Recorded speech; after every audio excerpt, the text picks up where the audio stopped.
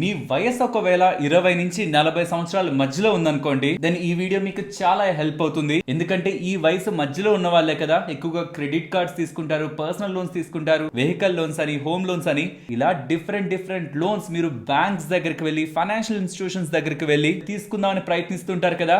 ఆ పాయింట్ లో మీ ఇన్కమ్ ఎంత అని మొదట చూస్తారు. తర్వాత చూసేదేంటి, మీ సిబిల్ స్కోర్ ఎంత అని. చాలా మందికి సిబిల్ స్కోర్ తక్కువ ఉండడం కారణంగా వాళ్ళు అప్లై చేసే మంచి క్రెడిట్ కార్డ్స్ వాళ్ళకి అప్రూవ్ అవ్వవు. వేస్ట్ కార్డ్స్ అని అప్రూవ్ అవుతాయి, కానీ మంచి కార్డ్స్ అప్రూవ్ అవ్వవు. అండ్ వాళ్ళు అప్లై చేసే ఇతర లోన్స్ లైక్ పర్సనల్ లోన్ కానీ, హోమ్ లోన్ కానీ, వెహికల్ లోన్ కానీ నార్మల్ పర్సన్స్ కట్టాల్సిన దానికంటే వాళ్ళ అధిక వడ్డీని కట్టి వేలు అండ్ కొన్ని లక్షల రూపాయల డబ్బుల్ని కూడా ఒక్క సిబిల్ స్కోర్ తక్కువ ఉందన్న కారణంగా చాలా మంది నష్టపోతుంటారు. కాబట్టి ఈ సిబిల్ స్కోర్ ప్రపంచాన్ని మనం ఒకసారి చూద్దాం. సిబిల్ స్కోర్ అంటే ఏంటి, అది అసలు ఎలా క్యాలిక్యులేట్ చేస్తారు, అండ్ అసలు ఏం చేయడం ద్వారా సిబిల్ స్కోర్ పడుతుంది, అండ్ మన సిబిల్ స్కోర్ ని ఎలా ఇంప్రూవ్ చేసుకోవాలి, అండ్ ఇప్పటి వరకు మీరు వినుండని కొన్ని ఇంపార్టెంట్ సీక్రెట్ ట్రిక్స్ ని కూడా ఈ వీడియోలో షేర్ చేసి వీడియోని ఎండ్ చేస్తాను. అండ్ వీడియోని స్టార్ట్ చేసే ముందు ఈ వీడియోలో ఉన్న ఇన్ఫర్మేషన్ మీ వరకు తీసుకురావడానికి మేము పెట్టిన ఎఫర్ట్స్ మీకు వాల్యుబుల్ గా అనిపిస్తూ ఉంటే తప్పకుండా మన వీడియోని లైక్ చేయండి. అండ్ ఇంతకీ అసలు ఈ సిబిల్ అంటే ఏంటి? కొన్నిసార్లు మీరు పేటిఎం యాప్ లో కానీ వేరే దగ్గర చూస్తుంటే ఈక్విఫాక్స్ అని కనిపిస్తుంది, ఎక్స్పీరియన్ కనిపిస్తుంది, హై మార్క్ అని కనిపిస్తుంటది, అక్కడ కూడా మీకు నెంబర్ కనిపిస్తుంటది మీ క్రెడిట్ స్కోర్ ఇంత అని. అసలు ఏంటి ఇవన్నీ ఫ్రెండ్స్? ఇవన్నీ కూడా మీరు చేస్తున్న యాక్టివిటీస్, ఈ ఫైనాన్షియల్ వరల్డ్ లో, ఈ ప్రపంచంలో మీరు ఫైనాన్షియల్ గా చేస్తున్న ప్రతి యాక్టివిటీని ట్రాక్ చేసుకుంటూ మీరు ఎంత స్ట్రాంగ్ గా ఉన్నారన్నది బ్యాంక్స్ కి అండ్ ఎన్బిఎఫ్సిస్ కి ఎవరెవరైతే మీకు లోన్స్ ఇస్తుంటారో వాళ్ళకి టైం టు టైం అప్డేట్ చేస్తుంటాయి. సో ఒక్కొక్క ఏజెన్సీకి ఒక్కొక్క లిమిట్స్ ఉంటాయి. సిబిల్ వరకు వచ్చేసరికి 300 నుంచి 900 వరకు లిమిట్ ఉంటుంది. అండ్ ఇక్కడ మీకు స్క్రీన్ మీద చూపించినట్లు ఈ నెంబర్ ఎంత తక్కువ ఉంటే అంత మంచిది కాదు.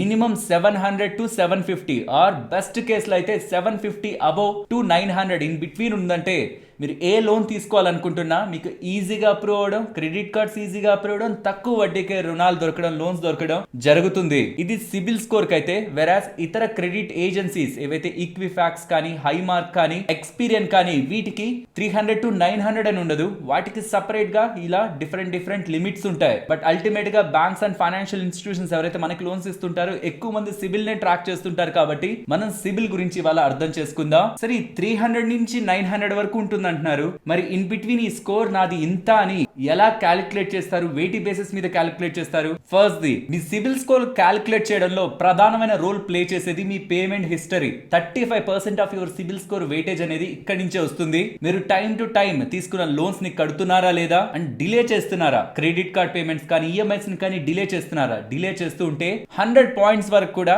మీ సిబిల్ స్కోర్ డ్రాప్ అయ్యే ఛాన్సెస్ ఉంటాయి. కాబట్టి మనం ఏ లోన్ తీసుకుంటున్నా, క్రెడిట్ కార్డ్ బిల్స్ కట్టాలన్నా డిలే చేయకుండా, మర్చిపోకుండా వాటిని మైండ్ లో రిమైండ్ చేసుకోవడమా లేకపోతే అలర్ట్స్ పెట్టుకోవడమా చేస్తూ, ఇంకా సింపుల్ గా చేయాలంటే మీరు క్రెడిట్ కార్డ్స్ కానీ లోన్స్ కానీ ఉంటే ఆటో డెబిట్ పెట్టేసేయండి. ఆటోమేటిక్ గా మీకు మీ బ్యాంక్ అకౌంట్ నుంచి కట్ అయిపోయేలా, అప్పుడు ఏ టెన్షన్ కూడా ఉండదు. సో రైట్ పేమెంట్స్ చేస్తూ ఉంటే with strong payment history me CIBIL score లో 35% స్ట్రాంగ్ గా మంచిగా మెయింటైన్ అవుతుంది. రెండవది క్రెడిట్ యూటిలైజేషన్ రేషియో, CUR అంటారు. మీరు క్రెడిట్ కార్డ్స్ తీసుకుంటున్నప్పుడు లైక్ ఎగ్జాంపుల్ మీకు ₹1,00,000 లిమిట్ ఇచ్చారు, మీరు 1,00,000 వాడేస్తున్నారు. 2,00,000 లిమిట్ ఉంటే 2,00,000 వాడేస్తున్నారు అనుకోండి. దాని మీనింగ్ ఏంటి? మీరు మొత్తం డబ్బులు ఖర్చు పెట్టేసే పర్సన్ అని బ్యాంక్స్ అండ్ ఫైనాన్షియల్ ఇన్స్టిట్యూషన్స్ అనుకొని మీ సిబిల్ స్కోర్ ఇంపాక్ట్ అవుతుంది. కాబట్టి ఎప్పుడు గుర్తుంచుకోవాల్సింది, మీకు ఒక క్రెడిట్ కార్డ్ ఉంటే అందులో 30% ₹1,00,000 మీకు లిమిట్ ఉంటే అందులో 30,000 మనం ఖర్చు పెట్టాలి. 30,000 కంటే ఎక్కువ ఖర్చు పెట్టినా బిల్ జనరేట్ అయ్యే లోపు 30,000 కంటే మీరు ఎంత ఎక్స్ట్రా అయితే ఖర్చు పెట్టుంటారో అది పే చేసేయండి. లేదంటే మీకు మల్టిపుల్ క్రెడిట్ కార్డ్స్ ఉంటే, వేరియస్ బ్యాంక్స్ కి సంబంధించిన క్రెడిట్ కార్డ్స్ ఉంటే వాటంతటి లిమిట్ ని యాడ్ చేసి అందులో 30% వరకు మీరు ఖర్చు పెట్టుకునే అవకాశం మీకు ఉంటుంది. ఇంకంతకు మించి ఖర్చు పెడితే మాత్రం బిల్ జనరేట్ అయ్యే లోపు కట్టేసేయండి. బిల్ జనరేట్ అయ్యేంత వరకు కూడా వదిలారంటే మాత్రం ఇబ్బంది పడతారు. ఎగ్జాంపుల్ మీకు ఈ 3 బ్యాంక్స్ దగ్గర నుంచి 3 క్రెడిట్ కార్డ్స్ ఉన్నాయి. ఒక్కొక్క దాని లిమిట్ 1,00,000 అనుకుంటే 1,00,000 ఈ మూడింటిని యాడ్ చేస్తే మనకి 3,00,000 అయింది. ఇందులో 30% 90,000 వరకు మనం ఏ క్రెడిట్ కార్డ్ నుంచి అయినా వాడుకోవచ్చు. 30,000 ఒక్కొక్క కార్డ్ నుంచి వాడాలని కాదు, ఏ క్రెడిట్ కార్డ్ నుంచి అయినా 90,000 వాడుకోవచ్చు. బికాస్ మీకు ఎన్ని క్రెడిట్ కార్డ్స్ ఉంటాయో వాటన్నిటి లిమిట్ అంతా ఒకటైపోతుంది వీళ్ళ దృష్టిలో. ప్రతి నెల మనం చూసుకోవాలి. ఎక్కువ వాడితే మాత్రం బిల్ వచ్చే ముందే వాటిని పే చేయాలి. ఇది కూడా strong one. 30% of your CIBIL score దీని మీదే డిసైడ్ అయి ఉంటుంది.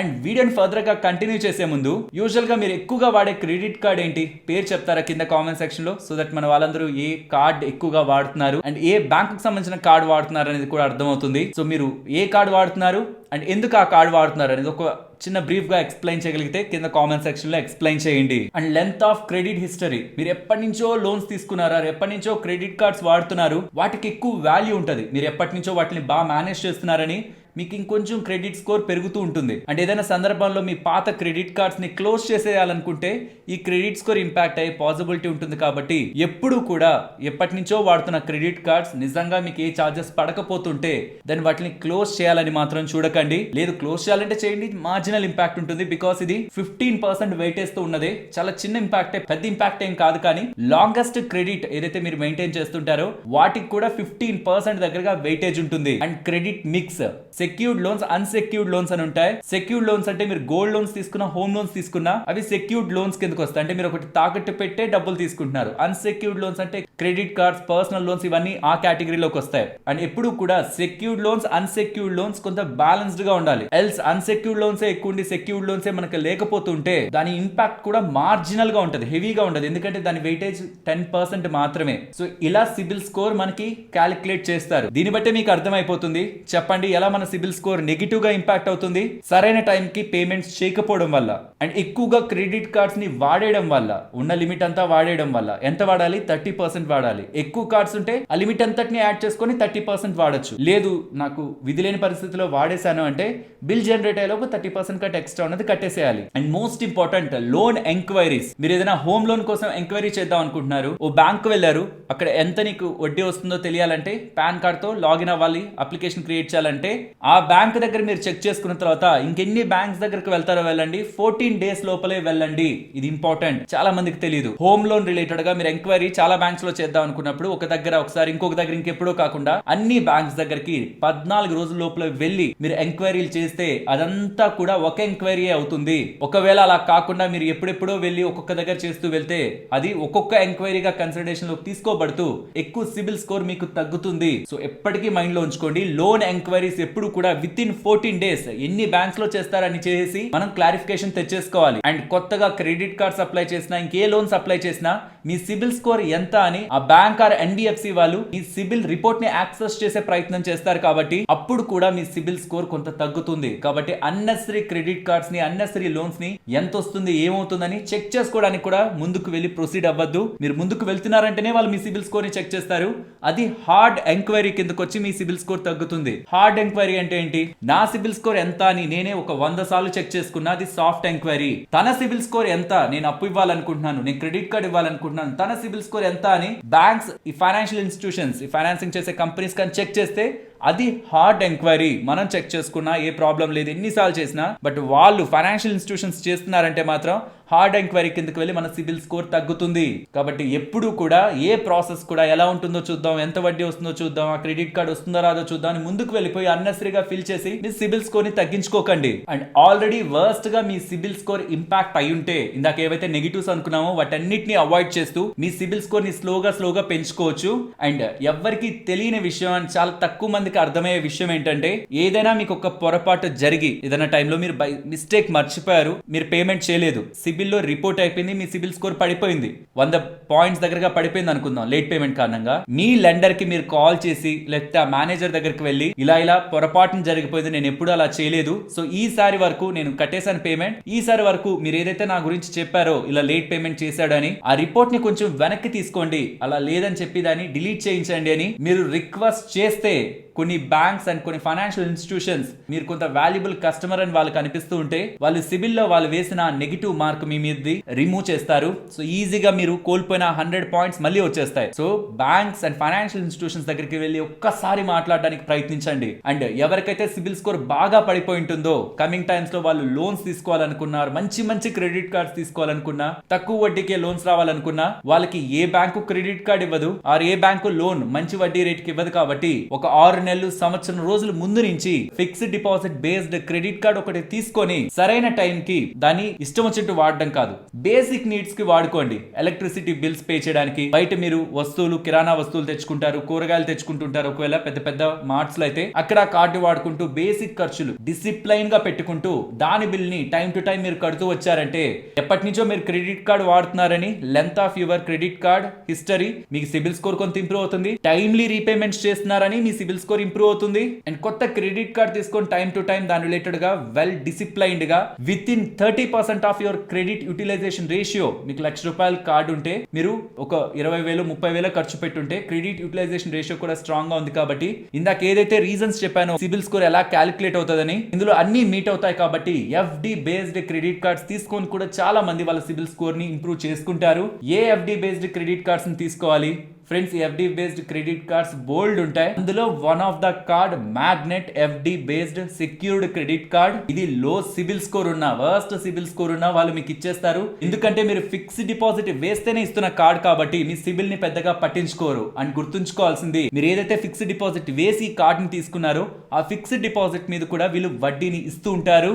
అండ్ ఇది ఫిక్స్డ్ డిపాజిట్ వేస్తేనే వస్తున్న కార్డ్ కాబట్టి అప్రూవల్ కూడా చాలా క్విక్ గా ఉంటుంది. అండ్ ఎంత లో సిబిల్ స్కోర్ ఉన్నా ఇందాక చెప్పినట్టు ఈజీగా అప్రూవ్ చేస్తారు. ఇది లైఫ్ టైం ఫ్రీ. అండ్ ఈ కార్డ్ తీసుకోవాలనుకుంటే దానికి సంబంధించిన link description and comment section లో ఉంటుంది. అండ్ ఈ కార్డ్ వన్స్ మీకు అప్రూవ్ అయిన తర్వాత పేటిఎం ఫస్ట్ మెంబర్షిప్ ని వీళ్ళు ఇస్తారని చెప్తున్నారు. అండ్ ఈ పేటిఎం ఫస్ట్ మెంబర్షిప్ తో ఏ బెనిఫిట్స్ ఉంటాయో కూడా నేను మీకు స్క్రీన్ పైన పెడుతున్నాను. ఇది నార్మల్ గా ప్రతి ఒక్కరికి కార్డ్ అప్లై చేసిన వాళ్ళకి వీళ్ళు ఇచ్చేదే. కానీ from August 18th to August 25th as a Rakhi promotional offer, ఎవరెవరైతే కార్డ్స్ ని అప్లై చేస్తుంటారో ఒక పేటిఎం మెంబర్షిప్ తో పాటు ఇంకొక పేటిఎం మెంబర్షిప్ వాళ్ళ ఫ్యామిలీ ఫ్రెండ్స్ రిలేటివ్స్ ఎవరికైనా షేర్ చేయడానికి 2 పేటిఎం మెంబర్షిప్స్ ని వీళ్ళు ఇస్తారని చెప్తున్నారు. అండ్ ఈ ఎఫ్డి బేస్డ్ క్రెడిట్ కార్డ్స్ తీసుకుంటున్న వాళ్ళు జాగ్రత్తగా గమనించాల్సిన కొన్ని అంశాలు ఉన్నాయి. అందులో మొదటిది, మీరు ఎఫ్డి బేస్డ్ గా క్రెడిట్ కార్డ్ తీసుకుంటుంటే అసలు ఏ బ్యాంక్ లోకి మీ ఫిక్స్డ్ డిపాజిట్ వెళ్తుందో జాగ్రత్తగా గమనించాలి. ఎగ్జాంపుల్ ఇందాక మాట్లాడుకున్న మ్యాగ్నెట్ కార్డ్ ని మీరు తీసుకుంటుంటే మీ ఫిక్స్డ్ డిపాజిట్ వెళ్ళేది ఎస్బిఎం బ్యాంక్ లోకి. మరి ఎస్బిఎం బ్యాంక్ సేఫా కాదా? As per RBI SBM bank అనేది ఒక scheduled bank. So DICGC RBI వాళ్ళ 5 lakhs ఇన్సూరెన్స్ ఉంటుంది కదా మనం వేస్తున్న డబ్బులకి. ఒకవేళ బ్యాంక్ రిలేటెడ్ గా ఏదైనా జరిగినా నెగిటివ్ గా ఆర్బీఐ వాళ్ళు గ్యారంటీ ఉంటూ 5 లక్షలు మనకి ఇన్సూరెన్స్ ఇచ్చే డిఐసిజిసి గ్యారంటీ బ్యాంక్ కి అప్లై అవుతుంది. అలాగే ఎఫ్డి బేస్డ్ క్రెడిట్ కార్డ్స్ కి మినిమం అండ్ మాక్సిమం అంటూ కొన్ని బ్యాంక్స్ లిమిట్స్ కూడా పెట్టుకుంటాయి. ఎగ్జాంపుల్ ఇక్కడ ఈ మ్యాగ్నెట్ కార్డ్ ని మీరు తీసుకోవాలని ఎస్బీఐ బ్యాంక్ లో మీరు ఫిక్స్డ్ డిపాజిట్ వేయాలనుకుంటే మినిమం 5,000 వేయాలి, మాక్సిమం 25,000 మాత్రమే మనం వేయగలం. అండ్ మనం వేసిన కంప్లీట్ మనీకి లెట్స్ సే మీరు ఒక 10,000 వేస్తే 10,000 రూపీస్ కి మన క్రెడిట్ కార్డ్ లిమిట్ ఇస్తారంటే కాదు, 90% వరకు మన క్రెడిట్ కార్డ్ లిమిట్ అప్రూవ్ అవుతుంది. ఎగ్జాంపుల్ మీరు 10,000 ఎఫ్డి వేస్తే 90% మీన్స్ అప్ టు 9,000 వరకు ఎఫ్డి బేస్డ్ గా ఉంటున్న క్రెడిట్ కార్డ్ లిమిట్ ఉంటుంది. కాబట్టి ఇలా ఎఫ్డి బేస్డ్ క్రెడిట్ కార్డ్ ని వాడుతూ రీజనబుల్ గా దాంట్లో స్పెండింగ్ చేస్తూ టైమ్లీ రీపేమెంట్స్ చేస్తూ డిసిప్లైన్డ్ గా వాడితే మీ సిబిల్ స్కోర్ ని ఈజీగా మీరు పెంచుకోవచ్చు. ఒకవేళ ఏదైనా బై మిస్టేక్ ఎప్పుడైనా బిల్ పేమెంట్ లేట్ అయ్యి సిబిల్ స్కోర్ డ్రాప్ అయితే మీ ఫైనాన్షియల్ ఇన్స్టిట్యూషన్ ని కాంటాక్ట్ అయ్యి వాళ్ళని రిక్వెస్ట్ చేయడం మర్చిపోకండి. జస్ట్ ఒక మాట అడిగితే మన సిబిల్ స్కోర్ 100 పాయింట్స్ పెరుగుతుందంటే ఒక మాటే కదా, అడిగితే తప్పేం లేదు. చేయరంటే ఓకే, చేస్తారంటే మనకే కదా మంచిది. అండ్ ఫైనలీ ఎండ్ చేసే ముందు క్లియర్ గా చెప్తున్నాను, సిబిల్ స్కోర్ ని పెంచుకోవడం అన్నా సిబిల్ స్కోర్ ని ఇంప్రూవ్ చేసుకోవడం అన్నా స్ప్రింట్ కాదు, ఫాస్ట్ రేస్ కాదు, ఒక మ్యారథాన్ లాంటిది. స్లోగానే చేసుకోవాలి. కాబట్టి చెప్పాను 6 months to 1 year మీరు ఎఫ్డి బేస్డ్ క్రెడిట్ కార్డ్స్ ని జాగ్రత్తగా వాడినా మీ సిబిల్ స్కోర్ పెరుగుతుంది. ఆర్ ఆల్రెడీ కొంచెం 700 దగ్గరగా స్కోర్ ఉండి దాన్ని 750 800 తీసుకువెళ్ళాలన్నా స్టార్టింగ్ లో చెప్పినట్లు సిబిల్ స్కోర్ ఎలా క్యాలిక్యులేట్ అవుతుందన్న అన్ని కూడా మీరు ప్రాపర్ గా మెయింటైన్ చేసుకుంటూ వెళ్ళారంటే మీ సిబిల్ స్కోర్ పడదు ఫస్ట్ థింగ్.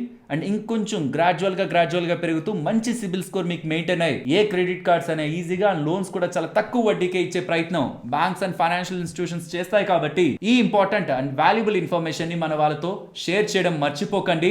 ఇన్ కేస్ ఎవరైనా ఎఫ్డి బేస్డ్ క్రెడిట్ కార్డ్ తీసుకోవాలనుకుంటుంటే దానికి సంబంధించిన link description and comment section లో ఉంటుంది.